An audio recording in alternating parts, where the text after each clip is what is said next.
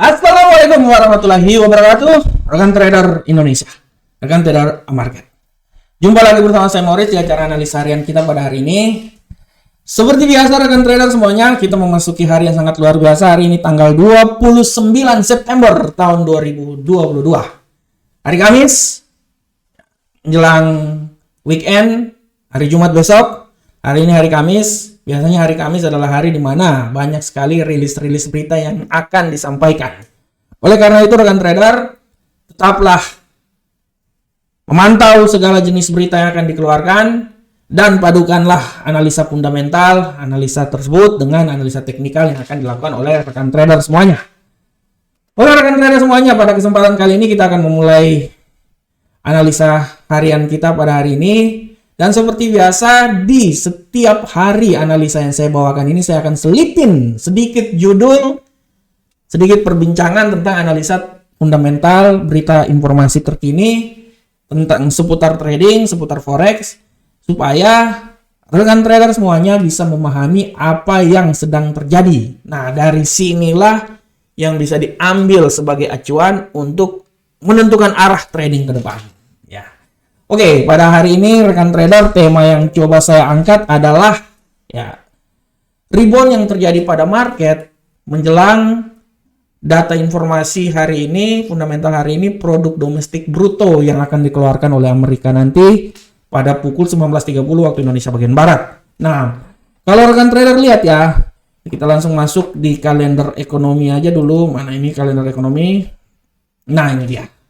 Rekan trader kalau lihat di sini di kalender ekonomi ya sudah sangat jelas nanti pada pukul 19.30 waktu Indonesia bagian Barat di sana ada PDB dilanjutkan dengan klaim pengangguran ya. Jadi kalau berbicara tentang PDB klaim pengangguran, nah ini adalah salah satu kesatuan yang tidak bisa dipisahkan oleh kita semuanya ya.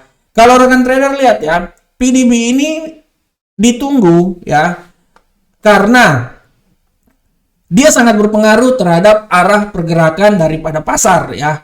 Dan kalau rekan trader tahu bahwa ya kita udah tahu ya PDB itu kan produk domestik ya dari suatu negara. Dan kalau kita lihat bahwa produk domestik dari suatu negara ini harap sangat diperhatikan terutama dalam fundamental karena berdampak sangat besar ya.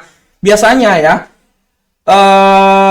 PDB ini adalah salah satu indikator fundamental utama yang digunakan untuk mengukur pertumbuhan ya, ekonomi suatu negara.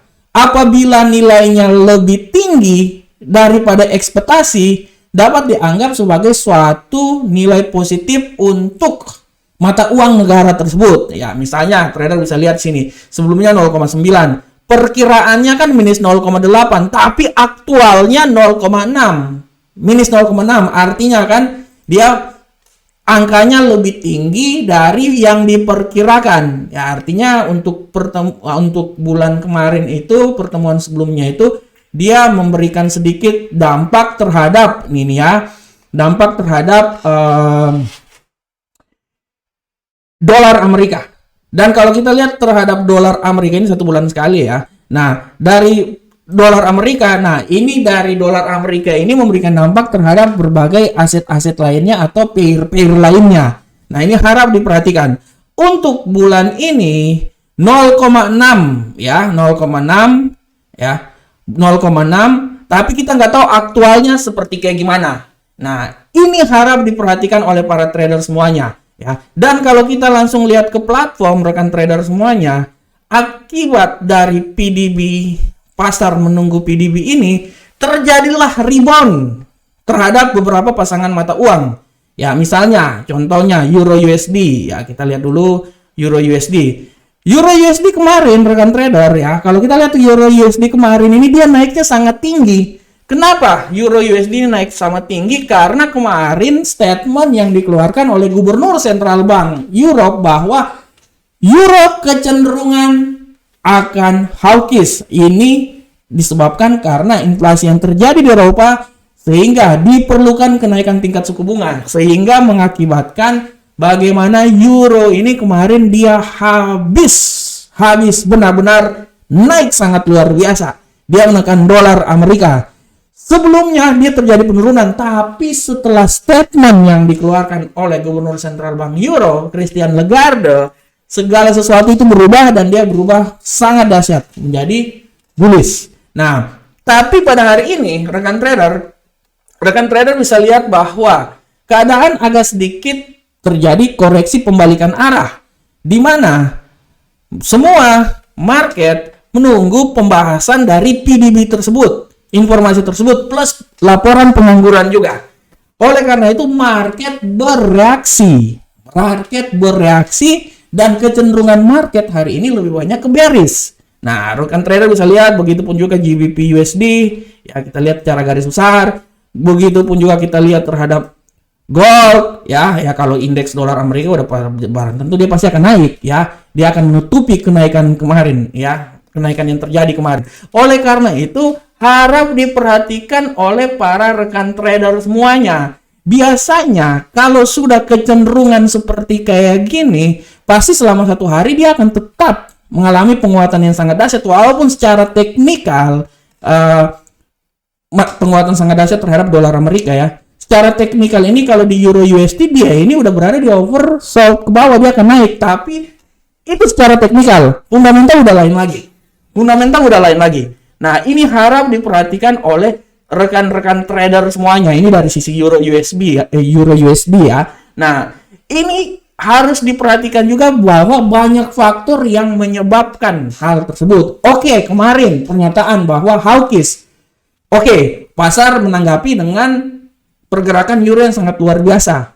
Tapi di satu sisi akan ada juga kasus-kasus lainnya, misalnya tendensi hasil referendum yang telah dikeluarkan di mana 4 wilayah ini masuk ke Rusia. Ini juga harus diperhatikan karena tendensi dari geopolitik seperti gini mempengaruhi pasangan mata uang lainnya, terutama misalnya euro, maupun mempengaruhi arah pergerakan dolar ke depan. Nah, ini harap diperhatikan, tapi secara garis besar hari ini rekan trader bisa dipastikan bahwa pasangan-pasangan mata uang lainnya semua menunggu PDB produk domestik bruto produk domestik bruto yang akan dikeluarkan pada pukul 19.30. Saya cuma mau bilang rekan trader, biasanya dalam yang namanya news itu pergerakannya itu biasanya cuma sebesar 25% aja. Dan itu dia kalau kita lihat pola pergerakannya, tendensinya itu dia terjadi pergerakan itu tendensinya itu tuh tidak terlalu lama, ya. Ini kalau ini saya lihat dari pembahasan yang pernah saya bawakan bahwa misalnya non-farm itu pergerakannya itu di saat non-farm keluar itu cuma hitungan 1 jam aja, setelah itu udah dia akan standar normal lagi. Oleh karena itu apabila dengan adanya tendensi yang sangat tinggi seperti kayak gini, kalaupun nanti datanya terjadi penurunannya itu tidak terlalu dahsyat, ya, tidak bisa sampai merubah yang tadinya bullish menjadi bearish, tapi di sekitaran situ masih ada. Nah, ini yang harap diperhatikan oleh rekan trader semuanya. Setidaknya apa yang saya bawakan ini bisa menjadi sedikit masukan buat para trader semuanya dalam melakukan analisa hari ini. Ini analisa saya, tema ini saking terlalu interesting banget sampai waktu analisa teknikal kita dikit. Wah, bayangin sampai 10 menit karena asik. Kalau asik seperti ini saya ngomongnya banyak, ya. Padahal kalau kita bikin video seperti kayak gini kan kebanyakan rekan trader itu nggak suka nonton yang panjang-panjang, ya. Padahal video yang ini nih menurut saya, ya, penjelasan ini paling luar biasa loh. Ya, tapi ya setiap orang kan punya kemauan masing-masing, ya. Jadi saya fundamental dulu baru saya teknikal dijadikan satu, ya. Oke, rekan trader, demikianlah tema kita pada hari ini. Sekarang saya akan coba masuk ke analisa harian kita, ya. Saya coba masuk ke analisa harian kita, dan seperti biasa rekan trader semuanya, kita akan mulai dari indeks dolar Amerika. Bagaimanakah pergerakan indeks dolar Amerika saat ini rekan trader semuanya? Indeks dolar Amerika saat ini sudah saya jelaskan barusan bahwa tendensinya sangat kuat bullish, ya. Dia bergerak dari 112.8 146 sampai 113 ya, dia turun ya kemarin 114 113 tapi masuklah ya. Kekuatan bullishnya sangat kuat dan kita akan lihat bagaimana ke arah pergerakannya ke depan. Rekan trader, kita bisa lihat bahwa ya kenaikan masih bisa saja terjadi dan saya bisa bilang bahwa apabila terjadi penurunan, dia palingan penurunan dia itu sampai di 113.011 dan harap diperhatikan informasi yang terjadi nanti. Apabila data itu dia benar-benar valid dan sangat kuat, kemungkinan besar dia akan terus naik, tapi saya tidak terlalu yakin dia bisa naik sampai di 113.980. Menurut analisa saya, kalaupun terjadi bullish, kekuatan bullish dia itu paling tinggi banget itu sampai di seputaran 113.721. Oleh karena itu saya bilang bahwa arah pergerakannya itu mungkin di sekitar sini. Ya, oke. Nah, oke. Di sini nah 113.011 sampai 113.721. Oke rekan trader, sekarang kita coba masuk ke Euro USD. Bagaimanakah arah pergerakan dari Euro USD rekan trader semuanya? Untuk pergerakan dari Euro USD bisa dilihat dengan jelas ini bahwa Euro USD tendensinya sudah sangat jelas dia akan mengalami bearish karena merupakan kontraproduktif dari si indeks dolar Amerika. Dengan tendensi harian dari 0.96503 sampai 0.97357 bearish akan sangat kuat dan kita akan lihat sebagai berapakah jauh nanti pergerakan bearishnya. Saya bisa bilang bahwa kalaupun penurunan yang terjadi, menurut saya yang paling maksimal itu dia sampai di 0.96196 itu kalau terjadi penurunan ya. Ya, lewat itu menurut saya nggak terlalu. Tapi kalau memang nanti dia terjadi kenaikan, ya saya bisa memprediksikan kenaikan yang paling maksimal itu ya menurut analisa saya tuh di daerah sini. Ya, nah ini dia ya. Oke, nah 0.97033. Oleh karena itu kita pantek aja ini ya. Kita ambil aja wilayah daerah kekuasaannya 0.96196 sampai 0.97033. Oke rekan trader, kita masuk ke pound sterling, Uncle Sam dolar. Bagaimanakah arah pergerakan dari pound sterling, Uncle Sam dolar rekan trader semuanya? Hari ini pergerakan pound sterling, Uncle Sam dolar kita bisa lihat dengan jelas bahwa prinsipnya dia sama dengan di euro Uncle Sam dolar. Dia lebih banyak ke bearish ya dan pergerakannya dari 1.07552 sampai 1.08890. Dengan kekuatan bearish yang terjadi kita bisa mengambil sebuah estimasi bahwa kemungkinan dia masih bisa naik lagi dan saya memprediksikan kenaikan dia yang paling maksimal itu di titik 1.08392. Harap diingat, saya tidak bisa bilang bahwa dia akan turun sampai di level sini yang paling rendah ya, 1.06738. Tapi menurut saya, kalaupun dia turun, yang paling rendah tingkat penurunan dia itu, dia akan berada di posisi seputaran 1.07292. Nah, di seputaran sinilah menurut analisa saya. Oke, nah seputaran situ ya, 285 lah, seputaran situ. Oleh karena itu, saya beranalisa bahwa arah pergerakannya itu dia akan bermain sekitar sini. Nah, walaupun memang kalau dia akan turun yang paling dahsyat itu di sini ya, ini menurut saya yang paling maksimal banget. Tapi untuk sampai ke level yang paling terbawah sini ya, 1.06738 menurut saya udah terlalu jauh. Oke rekan trader, kita masuk ke gold. Bagaimanakah arah pergerakan gold hari ini? Untuk gold rekan trader, gold bisa dilihat dengan jelas bahwa gold prinsipnya sama aja dengan beberapa pasangan mata uang lainnya. Tendensi gold hari ini masih sangat kuat terjadi bearish ya, dan dia bergerak di seputaran. Kalau kita lihat di sini rekan trader, dia bergerak di seputaran 1641.19 sampai 1660. Dengan kekuatan bearish yang masih sangat kuat, dia masih punya peluang untuk terjadi penurunan lagi. Tapi untuk masuk di pasar Eropa mungkin bisa terjadi koreksi, dan saya bisa bilang bahwa koreksi paling tertinggi menurut analisa saya di 1653. Harap diperhatikan, kemungkinan penurunan masih bisa terjadi, tapi kalau saya bilang penurunan apabila terjadi sampai 1630 terlalu jauh, maka saya lebih banyak berasumsi bahwa penurunan yang akan terjadi itu paling masuk dalam analisa saya adalah di sekitaran 1635.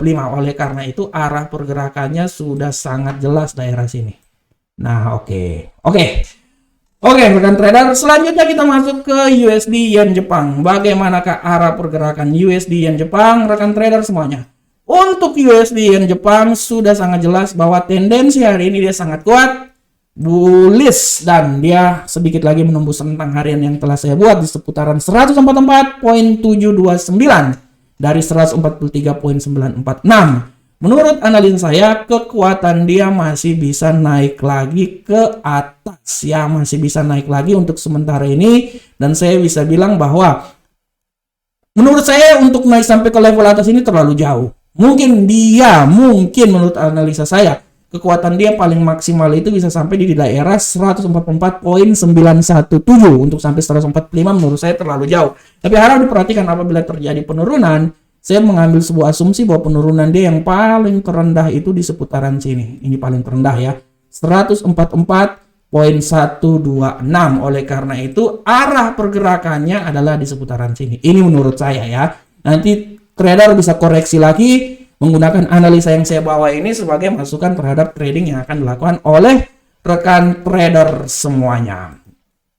Oke, rekan trader, demikianlah analisa harian kita pada hari ini. Ya, saya berharap semoga analisa yang saya berikan ini bisa bermanfaat untuk rekan trader semuanya. Saya selalu senantiasa memberikan yang terbaik buat rekan trader semuanya. Saya nggak tahu ini saya bawa analisa harian atau saya lebih banyak sebagai komentator tinju.